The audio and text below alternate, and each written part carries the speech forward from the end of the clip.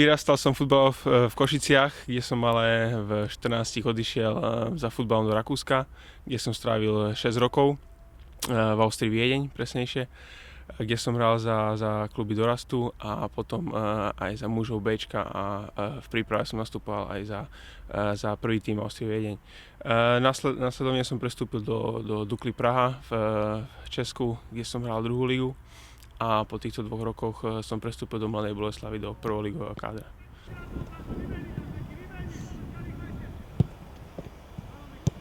Spartak teda má veľkú tradíciu.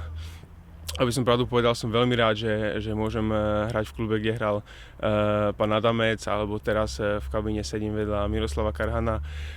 A uvedomujem si to a som veľmi rád, že tu môžem byť. Sú nejaké iné ponuky okrem Trnavskej? Tak je pravda, že v zime som sa predbežne dohodol s druholigovým Mostom, ale som veľmi rád, že som uspel na tejto skúške a preto som uprednostil samozrejme túto možnosť, ktorá je, si myslím, určite ďaleko výhodnejšia.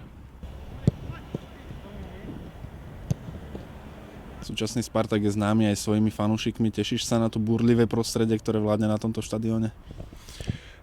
Je pravda, že som ešte neodohral žiadne zápasy, kde by bol plný štadión a veľmi sa teším na túto skúsenosť. Dúfam, že sa mi to podarí ju zažiť naživo na ihrisku.